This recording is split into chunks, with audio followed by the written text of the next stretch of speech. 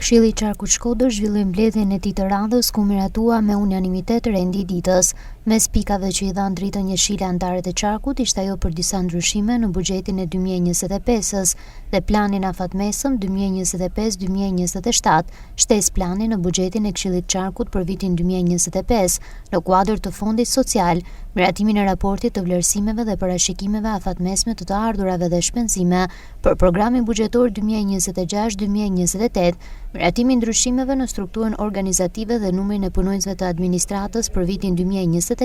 të tjerë. Projekt vendim numër 4 për shtesë planin buxhetin e Këshillit të Qarkut Shkodër për vitin 2025 në kuadër të fondit social. Projekt vendim numër 5 për disa ndryshime në vendimin e Këshillit të Qarkut numër 27 datë 20/12/2024 për miratimin e strukturës organizative,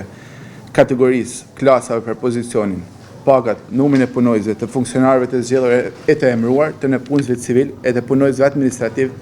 të administratës së Këshillit të Qarkut Shkodër për vitin 2025. Projekt vendim numër 6 mbi disa ndryshime në vendimin e Këshillit të Qarkut numër 26 datë 20/12/2024 mbi miratimin e buxhetit të Këshillit të Qarkut Shkodër për vitin 2025 dhe projekt buxhetin përfundimtar 2025-2027. Projekt vendim numër 7 për miratimin e raportit të monitorimit të zbatimit të buxhetit 2024 të Këshillit të Qarkut Shkodër. Projekt vendim numër 8 mbi nxjerrjen jashtëpërdorimit të aktiveve afatgjate materiale dhe aktiveve afatshkurte materiale të Këshillit të Qarkut Shkodër. Kemi shtuar një projekt vendim për shkak se ka ardhur me vonesë nga Ministria e Financave mbi miratimin e raportit të vlerësimeve dhe parashikimeve afatmesme të ardhurave të tavaneve përgatitore të shpenzimeve të programit buxhetor afatmesëm 2026-2028 në nivel programi. Në qenë se jemi 2 muaj të bllokuar para zgjedhjeve për çdo lloj tenderimit dhe prokurimit, jemi me 2 muaj tjera në prag të hartimit të buxhetit të vitit 2026 në tetor-nënor të këtij vitit. I takojnë rreth 5 muaj të bllokuar, jo vetëm në si çak se është krejtë pa mujtë mu përballu 5 muaj punë me u bë 4 investime, i bën me transferu ose me marrë investimin për vitin 2026, kur krejtë mujtë sa ti në fazën e procedurës të rrugës Rancit, e kena fut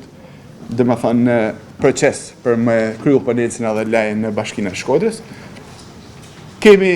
marrë informacion të herë pas hershëm në lidhje me rrugën e Fusharzit të kryetari i bashkisë ku nuk është gati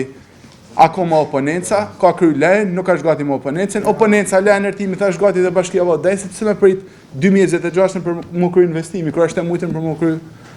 direkt nga bashkia. Në mbyllje të fjalës së tij, kreu i Qarkut Shkodër Edmund Doll theksoi se institucioni që ai drejton mbetet i angazhuar për të vijuar punën në shërbim të qytetarëve dhe për zhvillimin e mëtejshëm të rajonit.